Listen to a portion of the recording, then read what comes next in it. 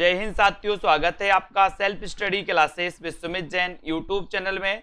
सो साथियों, स्टार्ट हो चुका है आज का ये सेशन। सभी लोग एक बार वीडियो को लाइक कर देंगे और दोस्तों वीडियो अपने मित्रों तक शेयर जरूर कर दें, ठीक है। और जिन भी साथियों ने अभी तक सेल्फ स्टडी क्लासेस का ऐप डाउनलोड नहीं किया, वो सेल्फ स्टडी क्लासेस का ऐप जरूर डाउनलोड कर लें दोस्तों, जहां पर आपको 2020 टेस्ट सीरीज बिल्कुल फ्री में मिलती है दोस्तों। आप चाहते हैं कि साहित्य के दोस्तों आप टेस्ट लगाएं, व्याकरण के टेस्ट लगाएं, तो इस फ्री वाली टेस्ट सीरीज से जुड़ सकते हैं। लेकिन विकल्प प्रश्न उठता है कि कैसे जुड़ें। तो दोस्तों आपको करना क्या है, सेल्फ स्टडी क्लासेस को ऐप डाउनलोड करना है प्ले स्टोर से, है ना। उस ऐप में जाकर के दोस्तों आप देख सकते हैं कि वहां पर आपको बहुत सारे टेस्ट करवा दिए गए हैं। आप उन टेस्टों को स्वयं लगा करके अपना आकलन कर सकते हैं, ठीक है। तो हमारे जितने भी हमारे साथी हैं जिनको पढ़ना है हिंदी साहित्य, हिंदी व्याकरण, वो जुड़ जाएं। जिन भी साथियों को पेड कोर्स में एडमिशन लेना है, वो मॉडल पेपर दोस्तों टीजीटी पीजीटी का मॉडल पेपर पढ़ सकते हैं। 3000 प्रश्नों की टेस्ट सीरीज पढ़ सकते हैं। हिंदी साहित्य का निचोड़ कोर्स भी पढ़ सकते हैं दोस्तों, जो मात्र 1000 रुपए में दोस्तों आपके लिए ये जो है रखा गया है ना। तो जिन भी साथियों को जुड़ना है, जिन भी साथियों को दोस्तों पढ़ना है, वो पढ़ें और दोस्तों इसी प्रकार से अध्ययन करते रहें, है ना। चलिए, तो यहां पर आज अपन स्टार्ट करते हैं आज का ये सेशन। दोस्तों आपको बताना है जुगलमान चरित नामक ग्रंथ के लेखक कौन है, ये आपको चयन करना है। नंददास हैं, कृष्णदास हैं, चतुर्भुज दास या फिर छीत स्वामी हैं। दोस्तों आज रात्रि 12 बजे एक कोर्स लॉन्च होगा और वो कोर्स होगा मात्र टीजीटी पीजीटी के लिए, है ना, जिसमें दोस्तों आप एडमिशन ले सकते हैं मात्र 599 में, जिसमें आपको निचोड़ क्लासें मिलेंगी, निचोड़ क्लास से रिकॉर्डेड क्लासें मिलेंगी, टेस्ट मिलेंगे, ट्रिकी वीडियो मिलेंगे और साथ ही दोस्तों डाउट्स वाले वीडियो मिलेंगे, ठीक है। तो ये मात्र आपके टीजीटी पीजीटी के लिए 15 दिन के लिए कोर्स रखा गया है दोस्तों। तो जिन भी साथियों को इच्छुक हैं, वो नंबर है नीचे, व्हाट्सअप कर सकते हैं दोस्तों। व्हाट्सअप नंबर भी आपको पता है कौन सा है, 6263, ये व्हाट्सअप नंबर है ना, 330586, है ना। इस पर आप संपर्क कर सकते हैं दोस्तों। तो जितने भी हमारे साथी हैं सभी संपर्क करें। जुगलमान चरित नामक ग्रंथ के लेखक कौन है, ये व्हाट्सएप नंबर पर नीचे लाइन में नंबर चल रहा है, आपको पता है सर कृष्णदास है, यानी बी नंबर आपका बिल्कुल सही है। सूरदास को पुष्टि मार्ग का जहाज किसने कहा है। मास्टर कैडर के लिए तो चला ही रहा है कोर्स, मास्टर कैडर के लिए चल रहा है, मास्टर कैडर वाले दोस्तों पढ़ सकते हैं। अब आपको बताना है सूरदास को पुष्टि मार्ग का जहाज किसने कहा है। इन क्वेश्चनों तक अपन ने कल पढ़ा था, आपको बताना है, बताएं किसने कहा पुष्टि मार्ग का जहाज। वल्लभाचार्य ने। पैड वालों के लिए नहीं, पैड वालों के लिए नहीं लेना है, जिन्होंने कोर्स नहीं लिया है, जिनको दोस्तों टीजीटी पीजीटी की तैयारी मात्र 15 दिन में करनी है, उनके लिए रिकॉर्डेड कोर्स लॉन्च हो रहा है। सूरदास को पुष्टि मार्ग का जहाज किसने कहा, उत्तर चला जाएगा विठल नाथ ने, यानी डी नंबर आपका बिल्कुल सही है। कलगी बाजरे की सत्य और शब्द, है ना। और दोस्तों जितना तुम्हारा सच है कविताओं के रचनाकार कौन है, ये 4 विकल्प हैं कलगी बाजरे की, है ना, सत्य और शब्द, जितना तुम्हारा सच है, ये कविताओं के रचनाकार आपको चयन करना। मुक्तिबोध है, रघुवीर सहाय हैं, अज्ञेय हैं या फिर आलोक धनवा, कौन माने जाते हैं। प्रश्न क्रमांक 626 और 626 में आपका बिल्कुल सही आंसर जाता है, क्या जाता है, बिल्कुल राइट आंसर बता दिया है कि सर ए रचनाकार कौन है, अज्ञेय जी, यानी सी नंबर, ठीक है, वेरी गुड। कवियों का कवि किसे कहा जाता है दोस्तों, कवियों का कवि किसे कहा जाता है, जल्दी से बताना है। सेल्फ स्टडी क्लासेस ऐप को डाउनलोड कर लेना है। कवियों का कवि किसे कहा जाता है। मात्र 15 दिन में भी आप अच्छा दोस्तों पढ़ सकते हो, अच्छा रिवीजन कर सकते हो, अच्छा पढ़ सकते हो, ठीक है। यहां पर आपको बताना है, उत्तर बताना है सभी लोग। कवियों का कवि किसे कहा जाता है।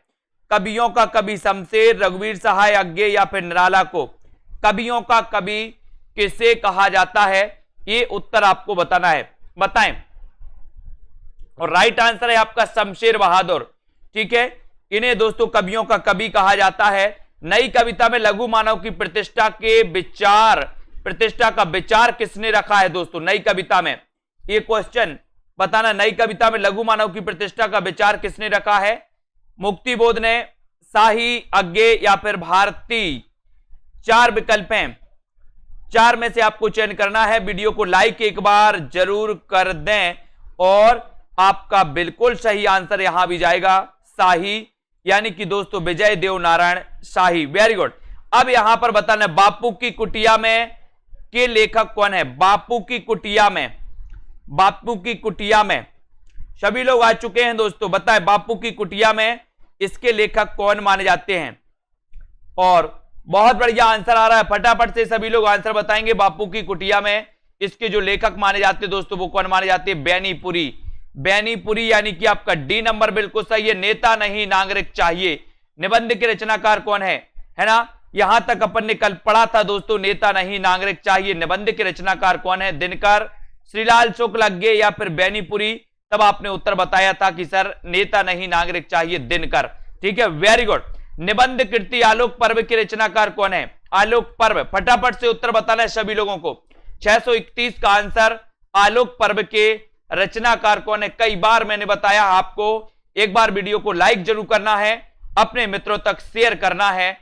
आलोक पर्व के रचनाकार कौन है ये आपको उत्तर बताना है। और राइट आंसर जाता है हजारी प्रसाद द्विवेदी, यानी ए नंबर। वैष्णव की फिसलन के लेखक कौन है, वैष्णव की फिसलन के लेखक कौन माने जाते हैं, जल्दी से बताएं। वैष्णव की फिसलन के लेखक, और आपने राइट आंसर चुना है, बोले सर हरिशंकर परसाई। 4 नंबर आपका बिल्कुल सही है। ठीक है, फटाफट बताना है आपको। वैष्णव की फिसलन, हरिशंकर परसाई। Very good. अगला देखो, निबंध संग्रह कस्तूरी मृग के रचनाकार कौन है, कस्तूरी मृग। कस्तूरी मृग के रचनाकार कौन माने जाते हैं, विवेकी राय, कुबेरनाथ राय या फिर शरद जोशी या फिर शिव प्रसाद। कस्तूरी मृग किसकी रचना है, कमेंट में आपको लिखना है। वीडियो को लाइक जरूर करते रहना है, शेयर कर दें अपने मित्रों तक एक बार।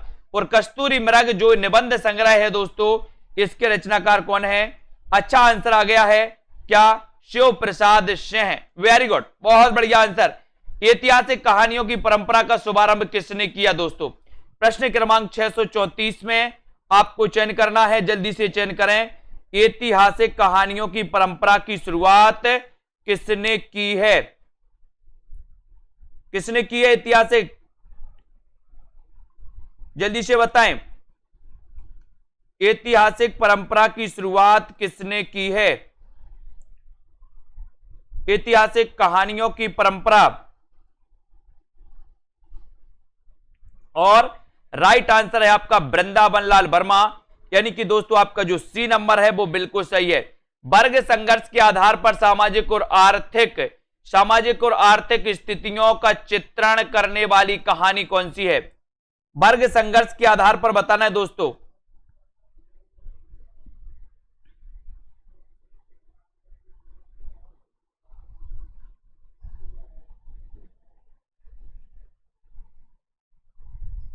वर्ग संघर्ष के आधार पर ऐतिहासिक कहानियों, सामाजिक और आर्थिक कहानियों का चित्रण करने वाली जो कहानी है वो कहानी कौन सी है, सतमी के बच्चे। वेरी गुड, बहुत बढ़िया आंसर। अगला क्वेश्चन, आलोचना कृति निराला की साहित्य साधना कितने भागों में प्रकाशित है दोस्तों, है ना। ये आपको पता है निराला की साहित्य साधना, निराला की साहित्य साधना ये कृति है। और इस कृति के रचनाकार कौन माने जाते हैं, आपको पता है रामविलास शर्मा। निराला की साहित्य साधना रामविलास शर्मा की रचना है। और ये कितने भागों में प्रकाशित है। अच्छा क्वेश्चन बताना है। सेशन स्टार्ट हो चुका है दोस्तों आज का, है ना। यहीं से अपन को पढ़ना था और यहीं से आपको बताना भी है। सभी लोग लाइक जरूर कर दें दोस्तों, वीडियो को लाइक कर दें। जिन भी साथियों को कोर्स में एडमिशन लेना है वो कोर्स में एडमिशन जरूर ले लें।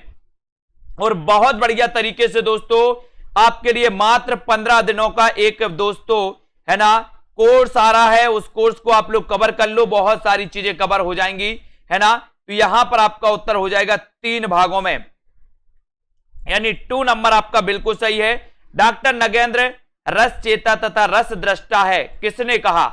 डॉक्टर नगेंद्र रस चेता तथा रस दृष्टा है, ये किसने कहा है। सुमित्रा नंदन पंत ने, महादेवी वर्मा, निराला या फिर जयशंकर प्रसाद ने। बताएं, डॉक्टर नगेंद्र रस चेता तथा रस दृष्टा है, ये आपको बताना है। 7वीं के बच्चे राहुल सांकृत्यायन, है ना। प्रश्न क्रमांक 637 में सभी लोग वीडियो को लाइक करते रहे, सब्सक्राइब कर लेना दोस्तों, और बेल आइकन को दबा देना ताकि इंफॉर्मेशन आपका जो है समय पर पहुंच सके। डॉक्टर नगेंद्र रस चेता तथा रस दृष्टा हैं, ये किसने कहा है? तब आपका सीधा आंसर जाएगा दोस्तों, है ना। क्या जाएगा? ये कहा है दोस्तों अपने, किसने? पंत जी ने कहा है, सुमित्रानंदन पंत जी ने। 1 नंबर जिन्होंने बताया उनका आंसर बिल्कुल परफेक्ट है ना। कौन सी गीति काव्य की विशेषता नहीं है? गीति काव्य की विशेषता कौन सी नहीं है? गीति काव्य बताना है, गीति नाट्य नहीं बताना। गीति काव्य की विशेषता कौन सी नहीं है? संगीतात्मकता, कोमलकांत पदावली, वस्तु व्यापार वर्णन, स्वानुभूति की अभिव्यक्ति। यानी कि प्रश्न क्रमांक 638 में गीति काव्य की विशेषता कौन सी नहीं मानी जाती, इसका आंसर आपको चयन करना है। वीडियो को लाइक कर दे, एक बार जल्दी से शेयर कर दो, और सीधा सीधा आंसर आपका जा रहा है दोस्तों कि कौन सी गीति काव्य की विशेषता नहीं है। और बहुत अच्छा क्वेश्चन, बिल्कुल राइट आंसर है दोस्तों, वस्तु व्यापार वर्णन। सी नंबर बिल्कुल सही, 3 नंबर आपका राइट आंसर हो जाएगा। ठीक है, कौन सी विशेषता नई कविता की नहीं है दोस्तों? नई कविता की विशेषता कौन सी नहीं है, इनमें से बताना है। बताएं। अनुभूति की प्रामाणिकता, नया भावाबोध और नया शिल्प, छंदों का बंधन, क्षणवाद में विश्वास। बताएं कौन सी विशेषता नई कविता की नहीं है? नई कविता की विशेषता कौन सी नहीं मानी जाती? अच्छा क्वेश्चन है दोस्तों, आपसे पूछा जाता है, हमेशा पूछे जाएंगे ऐसे प्रश्न, और बहुत ही बढ़िया प्रश्न है। देखते हैं सबसे पहले आंसर कौन बताता है। सभी लोग आंसर बताएंगे। शिल्पी शुक्ला जी, अर्थदीप जी, बताएं कौन सी विशेषता नई कविता की नहीं है। और बहुत अच्छा आंसर आपने बताया है कि सर छंदों का बंधन, यानी सी नंबर, वेरी गुड, बिल्कुल राइट, बहुत बढ़िया।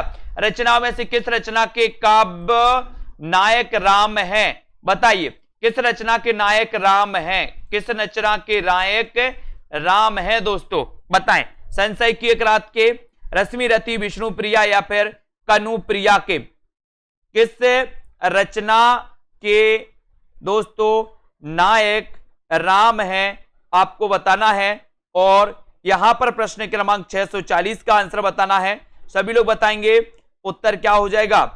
रचनाओं में से किस रचना के काव्य नायक राम हैं? संशय की एक रात, रश्मि रति, विष्णु प्रिया या फिर कनु प्रिया? और सभी लोगों को पता है कि सर ये नंबर लगा दो, नरेश मेहता की संशय की एक रात के नायक राम है। हिंदी साहित्य में मार्क्सवादी चेतना की अभिव्यक्ति जिस काव्य धारा में देखने को मिलती है, उस धारा को क्या कहते हैं दोस्तों? मार्क्सवादी चेतना की अभिव्यक्ति जिस काव्य धारा में देखने को मिलती है, उस काव्य धारा को क्या कहा जाता है? प्रगतिवाद, प्रयोगवाद, जनवाद या फिर आकविता? क्या कहा जाता है? बताएं। हिंदी साहित्य में मार्क्सवादी चेतना की अभिव्यक्ति जिस काव्य धारा में देखने को मिलती है, उस काव्य धारा का नाम क्या है, वो आपको बताना है। और बहुत बढ़िया आंसर आया कि सर मार्क्सवाद से प्रभावित अगर कोई वाद है हिंदी में तो वो है प्रगतिवाद, और प्रगतिवाद के प्रवर्तक आपको बताना है। जल्दी से सभी लोग बताएंगे प्रगतिवाद के प्रवर्तक कौन माने जाते हैं। और यहां पर दोस्तों मधुशाला का प्रकाशन वर्ष भी आपको बताना है। मधुशाला का प्रकाशन वर्ष क्या है? बताएं। ये हरिवंश राय बच्चन की दोस्तों रचना मानी जाती है। मधुशाला, मधु कलश, मधुबाला, ये रचना इनकी मानी जाती है, हरिवंश राय बच्चन की। और यहां पर मधुशाला का प्रकाशन वर्ष क्या है? और एक क्वेश्चन और आपको दिया गया है, प्रगतिवाद के प्रवर्तक कौन माने जाते हैं, ये आपको बताना है। सभी लोग बताएंगे। मधुशाला का प्रकाशन वर्ष है तो क्या है? बताएं। और बहुत अच्छा क्वेश्चन है, सभी लोग बताएंगे। और सभी को पता है कि सर प्रगतिवाद के प्रवर्तक की अगर बात करोगे तो पंत को माना जाता है दोस्तों। किसको माना जाता है? सुमित्रानंदन पंत को प्रगतिवाद का प्रवर्तक माना जाता है। जबकि प्रगतिवाद शब्द का सबसे पहले प्रयोग किया था किसने? मुक्तिबोध ने। मुक्तिबोध ने किया था, ये भी अपन को याद करना है। और यहां पर बिल्कुल सही आंसर है मधुशाला का दोस्तों 1935, जो आपका राइट आंसर चला जाता है एक की तरफ। 1 नंबर आपका बिल्कुल सही है। लाइक जरूर कर दें, शेयर कर दो एक बार। कौन सी रचना महादेवी वर्मा की नहीं है? कौन सी रचना महादेवी वर्मा की नहीं है, बताएं। निहार, रश्मि, नीरजा या फिर गुंजन? कौन सी रचना महादेवी जी की नहीं है? महादेवी जी का जन्म हुआ था 1907 को। 7 को हुआ था दोस्तों कि नहीं हुआ? हुआ था, क्योंकि महादेवी हमारे साथ हैं, बोले है ना, कोई साथ दे ना दे, महादेवी तो हमारा साथ जरूर देंगी, है ना। तो यहां पर बताना है कि कौन सी रचना महादेवी वर्मा की नहीं है, और आपका उत्तर चला जाएगा गुंजन, है ना। निहार, रश्मि, नीरजा, सांदगीत, दीपशिखा, सप्तपर्णा, यामा, ये सभी रचनाएं महादेवी की हैं, बाकी गुंजन रचना इनकी नहीं है। सरोज स्मृति किस श्रेणी की रचना है? सरोज स्मृति बताना है दोस्तों, बताएं। ये निराला की रचना मानी जाती है दोस्तों, निराला, निराला सबसे निराला, नए पत्ते इनकी एक बहुत श्रेष्ठ रचना है निराला जी की। और सरोज स्मृति किस श्रेणी की रचना है? ब्रह गीत है, शोक गीत है, प्रेम गीत है या फिर बाल गीत है? और बहुत अच्छा प्रश्न है, सरोज स्मृति किस श्रेणी की रचना है? और सीधा उत्तर जाएगा शोक गीत। क्या है दोस्तों? शोक गीत माना जाता है, यानी आपका जो 2 नंबर है वो बिल्कुल सही है। सरोज स्मृति किस श्रेणी की रचना है? तो ये शोक गीत है। बी नंबर आपका बिल्कुल सही है। कामायनी के प्रथम सर्ग का शीर्षक क्या है? कामायनी के प्रथम सर्ग का शीर्षक क्या है? श्रद्धा, आशा, लज्जा या फिर चिंता? कामायनी के प्रथम सर्ग का शीर्षक क्या है, ये आपको बताना है। कामायनी के प्रथम सर्ग का शीर्षक क्या माना जाता है? और सभी लोगों को लगभग पता है कि सर एक कामायनी जो है, ये कामायनी जो है ये महाकाव्य है, और ये 1935 में लिखा गया था। कामना नाटक के आधार पर ये लिखा गया है दोस्तों, है ना। आपको पता होगा इसमें कितने सर्ग हैं? बोले सर 15 सर्ग हैं। 15 सर्ग में सबसे पहला सर्ग आता है चिंता, यानी डी नंबर। तुलसीदास किसकी काव्य रचना है? तुलसीदास किसकी काव्य रचना है ना। बोले सर तुलसीदास तो एक कवि हैं। मैंने कहा बिल्कुल सही है, तुलसीदास एक कवि हैं, लेकिन तुलसीदास एक खंड काव्य कृति भी है दोस्तों, है ना। और एक खंड काव्य कृति किसकी है? और आपका बिल्कुल सही जवाब आ रहा है। लाइक जरूर करते जाएं। टिप टॉप यूट्यूब चैनल पर बहुत सारे वीडियो आ रहे हैं, टिप टॉप सर्च कर लेना, एग्जाम पर यूट्यूब चैनल पर आ रहे हैं दोस्तों। और यहां पर तुलसीदास किसकी काव्य रचना है? सीधा उत्तर आपका जाएगा किसकी है? सभी लोगों ने बता दिया, निराला जी की, है ना। ये नंबर आपका बिल्कुल सही आंसर। हिंदी भाषा के मानकीकरण की दृष्टि से कौन सा युग में सर्वाधिक महत्वपूर्ण युग है? कौन सा युग सर्वाधिक महत्वपूर्ण है दोस्तों हिंदी भाषा के मानकीकरण की दृष्टि से? हिंदी भाषा के मानकीकरण की दृष्टि से कौन सा युग सर्वाधिक महत्वपूर्ण है, ये आपको बताना है। ऐसे कितने साथी हैं जिन्होंने दोस्तों अभी तक कोर्स में एडमिशन नहीं लिया, जिन्होंने अभी तक दोस्तों self study classes app download नहीं किया? मात्र 15 दिन का एक कोर्स लॉन्च हो रहा है टीजीटी के लिए। आप 15 दिन में भी बहुत अच्छी तैयारी कर सकते हैं। इस कोर्स का प्राइस है दोस्तों 599, है ना। इसमें दोस्तों आपको टेस्ट भी मिलेंगे, इसमें दोस्तों आपके लिए क्या मिलेंगे? इसमें आपके लिए निचोड़ क्लास के रिकॉर्डेड वीडियो भी मिलेंगे, है ना। और इसमें दोस्तों आपके लिए बहुत सारी चीजें मिलने वाली हैं। तो जो भी साथी 15 दिन में, लास्ट 15 दिन में तैयारी करना चाहता है, अंतिम 15 दिन की, वो इस कोर्स में एडमिशन लेकर के पढ़ सकते हैं। मानकीकरण की बात होती है तो यहां पर उत्तर हो जाता है द्विवेदी युग, है ना। क्योंकि द्विवेदी युग में दोस्तों आपको पता होगा महावीर प्रसाद द्विवेदी ने बहुत ही हिंदी के लिए बहुत प्रयास किए हैं। किसान के रचनाकार कौन है? यानी कि किसान किसकी कृति मानी जाती है? किसान किसकी कृति मानी जाती है? मैथिली शरण गुप्त की, हरिऔध प्रसाद या फिर दोस्तों निराला? किसान के रचनाकार कौन माने जाते हैं?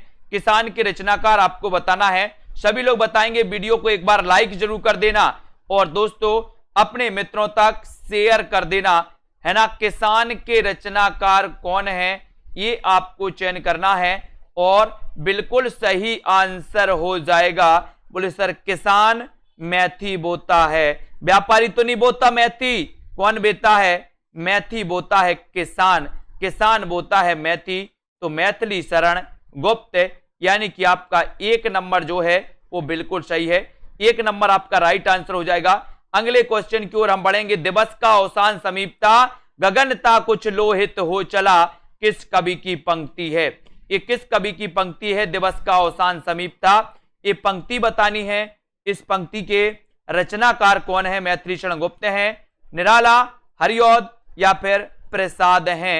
ये दिवस का अवसान समीप था, इसकी बताना है। गगन था कुछ लोहित हो चला, ये जो पंक्ति है इस पंक्ति के रचनाकार कौन है? सभी लोग बताना है दोस्तों। वीडियो को लाइक कर देना, self study classes app download कर लेना, ऐप को जरूर डाउनलोड करना है। और यहां पर दिवस का अवसान समीप था, ये आपसे पूछा गया, आपने उत्तर बताया कि ये जो पंक्ति है ये पंक्ति किसकी है? हरिऔध की, यानी 3 नंबर आपका बिल्कुल सही हो जाएगा। सी नंबर आपका राइट आंसर हो जाएगा। आचार्य शुक्ल के अनुसार स्वच्छंदतावाद के प्रवर्तक कौन माने जाते हैं? आचार्य शुक्ल के अनुसार स्वच्छंदतावाद के प्रवर्तक बताना है।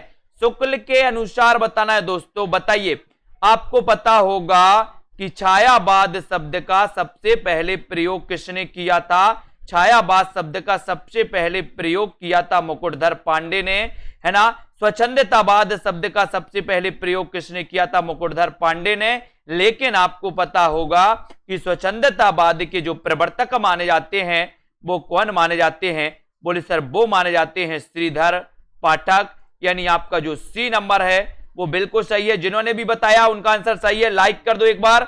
उद्धव शतक में कितने छंद हैं? उद्धव शतक के रचनाकार, सबसे पहले तो रचनाकार आपको बताना है कौन है, फिर इसमें छंद बताना है कि इसमें छंद कौन, छंद बताना है छंद कितने हैं? 116, 120, 130 या फिर 135। उद्धव शतक में कितने छंद हैं? जल्दी से आपको चयन करना है। एक बार वीडियो को लाइक करते हुए शेयर कर दो अपने मित्रों तक और इस सेशन से जुड़े रहो। रोज 9 बजे ये सेशन होता है दोस्तों, है ना। उद्धव शतक में कितने छंद हैं जल्दी से आपको बताना है और सीधा आंसर जाता है। आंसर बताना है कितने छंद हैं और ये रचना किसकी है वो भी आपको बताना है। जबकि आपका यहां पर 116 तो बिल्कुल सही है। उद्धव शतक के रचनाकार नहीं बताया अभी तक किसी ने। देखते हैं सबसे पहले कौन बता रहा है। आचार्य रामचंद्र शुक्ल की दृष्टि में किस युग के लेखकों की दृष्टि व्याकरण के नियमों पर अच्छी तरह नहीं जमी थी? बताएं, रामचंद्र शुक्ल की दृष्टि में किस युग के लेखकों की दोस्तों दृष्टि व्याकरण के नियमों पर अच्छी तरह नहीं जमी थी? ये आपको बताना है और बिल्कुल सही आंसर आया है अधिकांश लोगों का, बहुत बढ़िया, है ना। आचार्य रामचंद्र शुक्ल की दृष्टि में किस युग के कवियों की दृष्टि व्याकरण के नियमों पर अच्छी तरह नहीं जमी थी? बताएं, किस युग के कवियों की नहीं जमी थी? द्विवेदी युग, भारतेंदु युग, छायावाद या फिर प्रगतिवादी युग? प्रश्न क्रमांक अच्छा है, लाइक करते रहें सभी लोग, शेयर करते रहें। सेल्फ स्टडी क्लासेस ऐप को डाउनलोड कर लें, आज ही डाउनलोड करना है आपको। और बहुत सारा आंसर आ रहा है सभी लोगों का, very good answer. Bharatendu Harishchandra, यानी कि आपका 2 नंबर, भारतेंदु युग, है ना, जिसके प्रवर्तक दोस्तों भारतेंदु हरिश्चंद्र जी, है ना, इनके नाम पर इसका नाम डला था। और इस भारतेंदु युग के कवियों की दोस्तों दृष्टि व्याकरण के नियमों पर अच्छी तरह नहीं जमी थी। ये कथन है किसका? रामचंद्र शुक्ल जी का, है ना।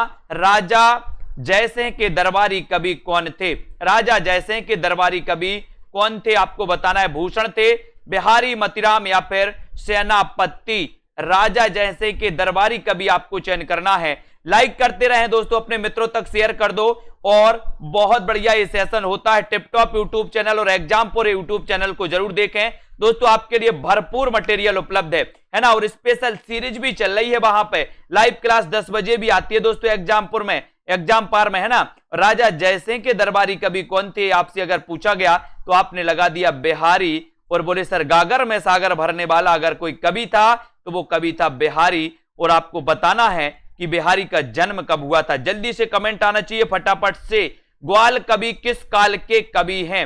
ग्वाल कवि किस काल के कवि हैं ये बताए। ग्वाल कवि फटाफट से बताना, आदिकाल, भक्तिकाल, रीतिकाल या फिर आधुनिक काल। और ऐसे कितने साथी हैं जिन्होंने प्ले स्टोर में जाकर के सेल्फ स्टडी क्लासेस ऐप को डाउनलोड नहीं किया?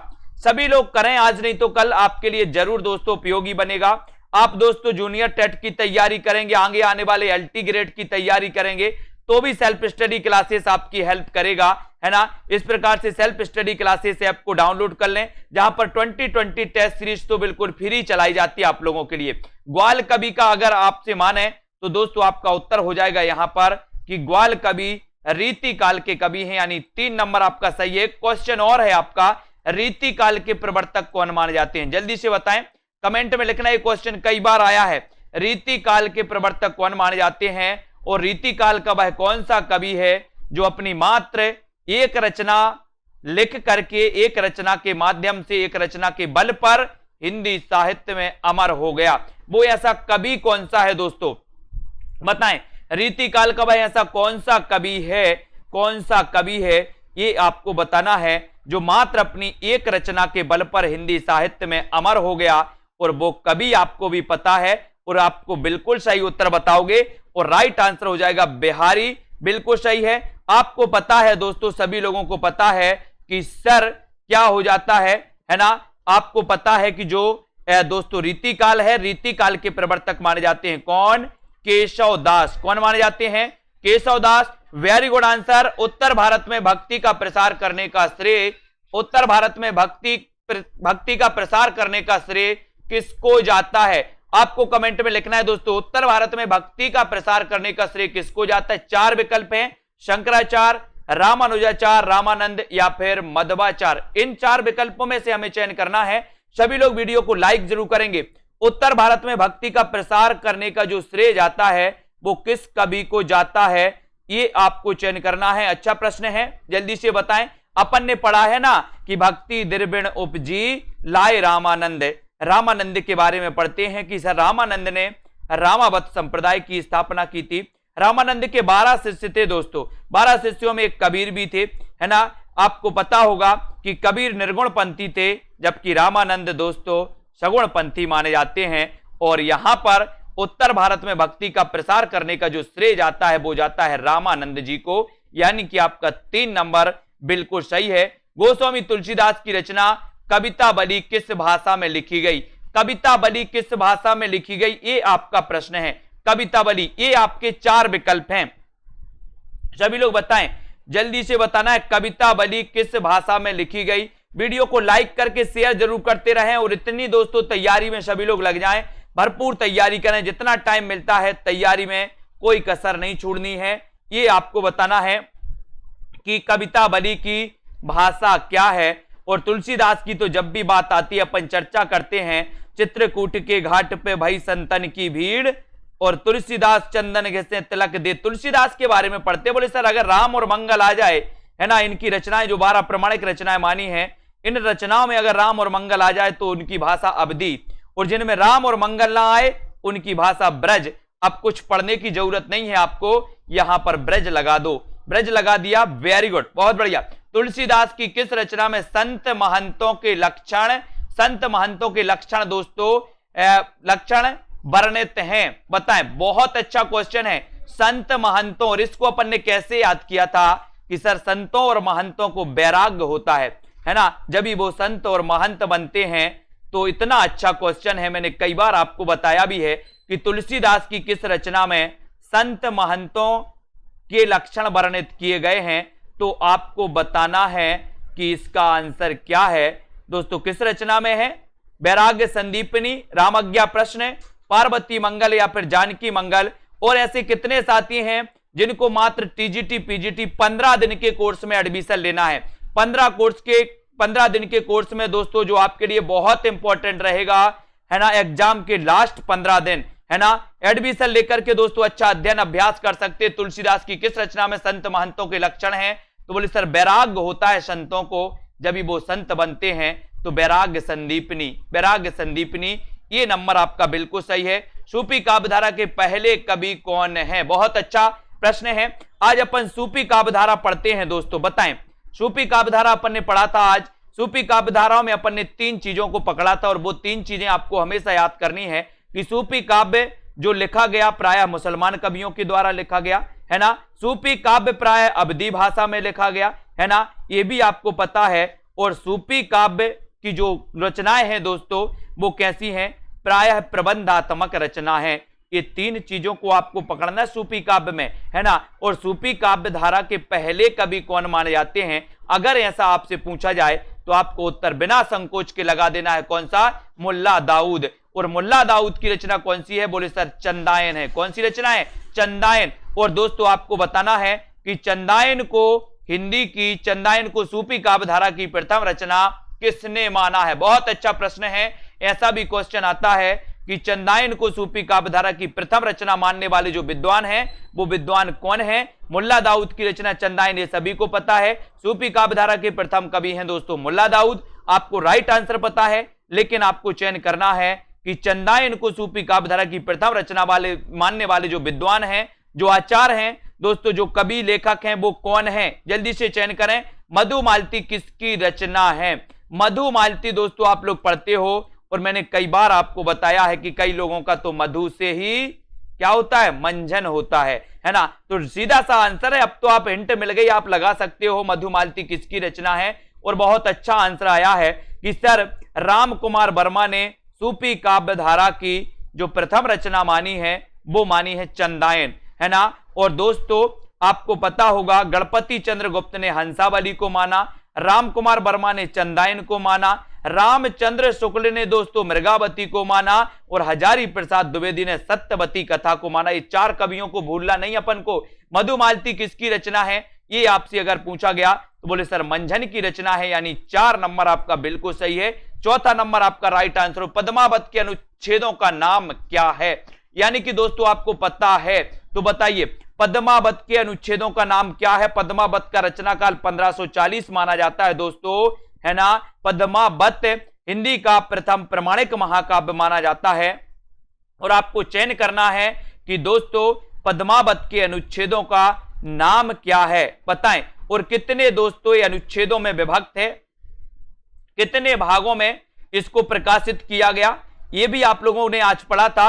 और आपको पता है कि सर इसके जो अनुच्छेद हैं इन्हें खंड कहा जाता है। और इसमें कितने खंड हैं, 57 खंड है, 57 खंड है इसमें। और आपको पता है कि 2 भागों में प्रकाशित है पद्मावत, है ना। इसके रचनाकार कौन है, बोले सर मलिक मोहम्मद जायसी। जायसी को जायसी क्यों कहा जाता है, बोले सर ये तो जायस के रहने वाले थे, बिल्कुल सही है। और आपको पता होगा कि इसके 2 भाग कौन से हैं, एक तो है उत्तरार्ध और दोस्तों एक है पूर्वार्ध, है ना। और रामचंद्र शुक्ल ने कहा कि पूर्वार्ध कल्पना पर आश्रित है, और दोस्तों और जो उत्तरार्ध है इनका ऐतिहासिक है, ठीक है।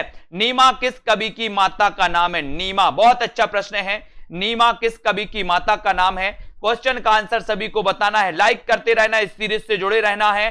सेल्फ स्टडी क्लासेस ऐप आज ही डाउनलोड कर ले। अगर अभी आप दोस्तों पहली बार चैनल से जुड़ रहे हैं तो लाइक सब्सक्राइब कर लेना और बेल आइकन को जरूर दबा देना, ठीक है। और नीमा किस कवि की माता का नाम है, ये आंसर भी आपको बताना है, लाइक तो करके ही जाना है। एक क्लास 9 बजे आपकी रोज होती है और आपको बताना है उत्तर क्या हो जाएगा दोस्तों। नीमा किस कवि की माता का नाम है, ये आपको चयन करना है। नीमा किस कवि की माता का नाम है, सभी लोगों ने बता दिया कि सर कबीर दास लगा दो। और कबीर के बारे में आपको पता होगा कि कबीर का जन्म कब हुआ। कबीर दास दोस्तों, पोती पढ़ पढ़ जगमुआ, पंडित भयानक कोई, और 2.5 अक्षर प्रेम के पढ़े सो पंडित होई। नीमा, नीमा दोस्तों कबीर की माता का नाम है। कबीर प्रथम रहस्यवादी कवि माने जाते हैं, आपको पता है ना। कबीर को बताना है कि इनका जन्म कब और कहां हुआ था, कमेंट में लिखिए फटाक से। संत हृदय नवनीत समाना किसकी उक्ति है, 663 का आंसर बताना है। संत हृदय नवनीत समाना ये उक्ति किसकी है, तुलसीदास की, सूरदास की, कबीरदास की, या फिर मलूक दास की। संत हृदय नवनीत समाना ये कृति किसकी है, जल्दी से कमेंट में लिखना है। प्रश्न क्रमांक 663 है, लाइक कर देना और सेल्फ स्टडी क्लासेस ऐप को डाउनलोड कर लेना, है ना। ये कोर्स 599 का रखा गया दोस्तों, 599 का ये कोर्स रखा गया।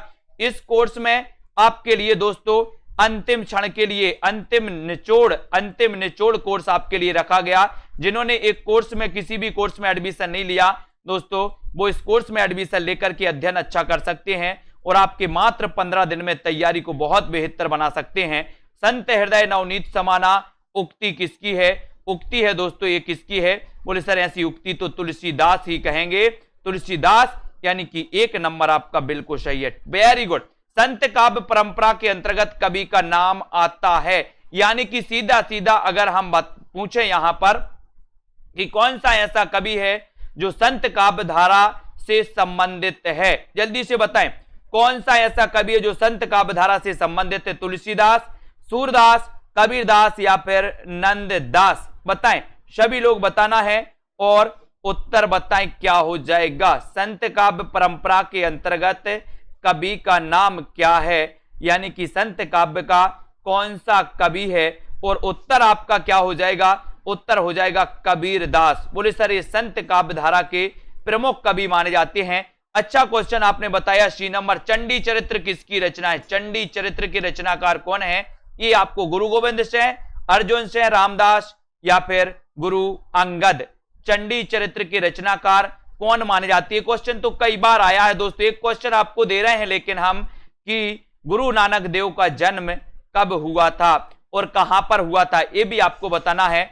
गुरु नानक देव का जन्म कब और कहां पर हुआ था, और चंडी चरित्र के रचनाकार अगर आपसे पूछा गया तो आपने लगा दिया है क्या? बहुत सारे लोग क्या लगा रहे? चंडी चरित्र के रचनाकार कौन है? आंसर बताना है। प्रश्न बहुत अच्छा है और बहुत सारे लोगों ने बताया कि सर चंडी चरित्र के रचनाकार हैं गुरु Govind Singh. Very good answer. ये क्वेश्चन पूछा जाता है लेकिन आपको बताना है गुरु नानक देव का जन्म कब और कहां हुआ था, बताएं। सन 1951 में प्रकाशित दूसरा सप्तक में कौन शामिल थी दोस्तों? 1951 में प्रकाशित दूसरे सप्तक में कौन शामिल थी? आपको बताना है। 4 विकल्प हैं। दूसरा तार सप्तक कब प्रकाशित हुआ था? 1951 में प्रकाशित हुआ था, सभी को पता है। लेकिन एक चीज आपको पता होनी चाहिए कि अगर आप जूनियर टेट एग्जाम की तैयारी कर रहे हैं, आप टीजीटी पीजीटी की तैयारी कर रहे हैं, तो हिंदी साहित्य का 1000 वाला कोर्स आपको लेना है।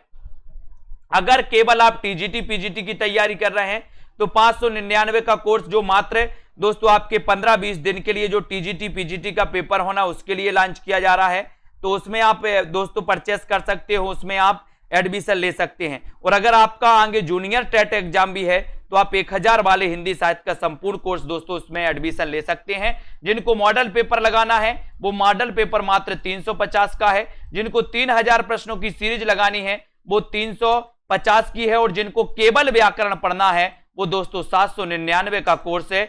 इसमें आप दोस्तों पढ़ सकते हो। और यहां पर आपका है कि दूसरे तार सप्तक हरि भवानी शकुन करे, शेर नरे रघु धर्म करे, शकुन करे यानी कि शकुंतला माथुर, ये दूसरे तार सप्तक से संबंधित थी, यानी कि आपका 3 नंबर जो है वो बिल्कुल सही आंसर है। Very good. घोर अहमनिष्ठ व्यक्तिवाद किस काव्य धारा की दोस्तों प्रवृत्ति मानी जाती है, बताएं। प्रश्न क्रमांक 667 का आंसर आपको चयन करना है। घोर अहमनिष्ठ व्यक्तिवाद किस काव्य धारा की प्रवृत्ति मानी जाती है? जल्दी से एक बार लाइक जरूर कर देना। छायावाद, प्रगतिवाद, प्रयोगवाद या फिर इनमें से कोई नहीं। घोर अहमनिष्ठ व्यक्तिवाद किस काव्य धारा की दोस्तों प्रवृत्ति मानी जाती है? अच्छा क्वेश्चन है। शेयर करते रहें। सेल्फ स्टडी क्लासेस ऐप को आज ही डाउनलोड कर लें और सीधा सीधा आपका आंसर यहां पर जाएगा। घोर अहमनिष्ठ व्यक्तिवाद किस काव्य धारा की विशेषता है? ये प्रश्न आपसे अगर पूछा गया तो आपने भी उत्तर बिल्कुल सही बताया है कि सर ये विशेषता है प्रयोगवाद की। प्रयोगवाद का प्रारंभ माना जाता है दोस्तों 1943 से, है ना। तार सप्तक के प्रकाशन से माना जाता है, ये आपको पता है ना। तार सप्तक का प्रकाशन हुआ था दोस्तों कब? 1943 में, और इसी के प्रकाशन से ही प्रयोगवाद का प्रारंभ माना जाता है। लेकिन एक क्वेश्चन आपसे पूछा जाएगा कि प्रयोगवाद शब्द का सबसे पहले प्रयोग किसने किया, बताइए। धर्मवीर भारती की काव्य कृति कनुप्रिया में किसका वर्णन है? कनुप्रिया में किसका वर्णन है? सबसे बड़ी बात तो यही है कि कानों को प्रिय लगता है धर्म, तो कनुप्रिया धर्मवीर भारती, है ना। और धर्मवीर भारती की काव्य कृति कनुप्रिया में किसका वर्णन है? राधा के नवीन रूप का, सीता का दुख, मीरा या फिर दोस्तों रसिक प्रिया, ये आपको बताना है। कनुप्रिया में किसका वर्णन है? सभी लोगों को आंसर चयन करना है। अच्छा क्वेश्चन है। 9:45 पर एक क्लास आएगी दोस्तों आपकी यथावत, जो 9:45 पर आती है ना, 9:45 PM पर, उसको देख करके 10 बजे एग्जाम पार में लाइव क्लास आएगी, उसको देखिए, है ना। लेकिन देखते रहिए और निचोड़ क्लास से जुड़ जाइए और कनुप्रिया में दोस्तों राधा के नवीन रूप का इसमें वर्णन किया गया। ये कनुप्रिया रचना किसकी है? धर्मवीर भारती की है, आपको पता है। और दोस्तों ठंडा लोहा भी इन्हीं की कृति है, धर्मवीर भारती की। सभी लोग लाइक जरूर कर दें एक बार और शेयर कर दें दोस्तों वीडियो को। और सभी साथी, जितने भी साथी इच्छुक साथी हैं, नीचे नंबर चल रहा है 6263330586 वाला व्हाट्सएप नंबर, उस पर बता सकते हैं कि सर हमें 599 वाला निचोड़ कोर्स सिर्फ टीजीटी पीजीटी के लिए चाहिए, तो आप उसमें कोर्स में एडमिशन लेकर के अध्ययन कर सकते हैं। और अगर आपको जूनियर टेट एग्जाम की भी तैयारी आप कर रहे हैं तो उसमें आपको 1000 वाला जो कोर्स है उसमें एडमिशन ले लें, फिर आपको अलग से कोई कोर्स लेने की जरूरत नहीं पड़ेगी, है ना। यहां पर मॉडल पेपर टीजीटी पीजीटी का 350 का है ना। 3000 प्रश्नों की टेस्ट सीरीज मात्र 350 की है। और दोस्तों बड़ा सरप्राइज आपके लिए है, हिंदी साहित्य का निचोड़ कोर्स, जिसमें आपको 3000, 4000, 5000 नहीं भरना, जिसमें आपको मात्र 1000 रुपए देकर के दोस्तों इस कोर्स में एडमिशन लेकर के अपना अध्ययन बहुत अच्छा बना सकते हैं। तो सभी साथी वीडियो को लाइक कर दें एक बार और दोस्तों शेयर करते रहें, है ना। और दोस्तों सेल्फ स्टडी क्लासेस ऐप को डाउनलोड कर लें, जहां पर आपके लिए निरंतर दोस्तों 2020 टेस्ट सीरीज तो कराई जाती है, साथ ही पेड कोर्स भी हैं, फ्री क्लासें भी बहुत सारी हैं, है ना। देवेंद्र जी, विजय लक्ष्मी, निष्ठा जी, ओमदेव जी, अजय शर्मा जी, नामबार, प्रमोद, लालदास जी, रीता, पूनम जी, दारसू, बाल गोविंद जी, चंदा, है ना, लालदास, आकांक्षा, अनिल कुमार जी, प्रिया, जयंत जी, ममता, उदय जी, अंकित जी, रश्मि जी, अर्चना, शाम पंडित जी, और दोस्तों अलका रानी जी, अनीता जी, और सभी लोग बताएंगे, रोमा जी, तनु जी, लालदास, लवली, अनिल कुमार जी, आकांक्षा, बीनू जी, विश्वास मलिक जी, ठीक है। और अब 9:45 पर आपकी क्लास आने वाली है दोस्तों, वो वाली क्लास जरूर देखिएगा, है ना। बहुत सारी क्लासें आप लोगों के लिए प्रोवाइड की जा रही हैं निरंतर, टिपटॉप यूट्यूब चैनल पर, एग्जाम पर यूट्यूब चैनल पर, self study classes YouTube channel पर, और IAS study trick YouTube channel पर। इन चैनल से आप जुड़ सकते हैं, अपना अध्ययन कर सकते हैं निरंतर, है ना। तो आज के इस वीडियो के लिए सभी साथियों के लिए धन्यवाद। 599 वाले जितने भी हमारे साथी हो जिनको भी एडमिशन लेना है कि सर हमें मात्र 20 दिन पढ़ना है, तो 20 दिन पढ़ना है। और 20 दिन पढ़ करके दोस्तों अगर आप कुछ हासिल करना चाहते हैं, कुछ रिवीजन करना चाहते हैं, तो उस कोर्स में एडमिशन जरूर लें, है ना। नीरज जी, रीता जी, कश्मीर यादव जी, आकाश जी, अनीता, प्रदीप जी, अभिषेक प्रेजेंट जी, है ना, प्रमिला, तनु जी, पूनम, दारसू, कुबेर जी, मनीषा, कार्तिक जी, युवराज जी, कमल जी, और पूजा जी, राजेश जी, बच्चन, मिथिलेश जी, सभी साथियों को धन्यवाद। सेल्फ स्टडी क्लासेस से जुड़ें, हमेशा वीडियो को लाइक और शेयर करते रहें। आज के इस वीडियो के लिए साथियों इतना ही। मिथिलेश जी, जय हिंद।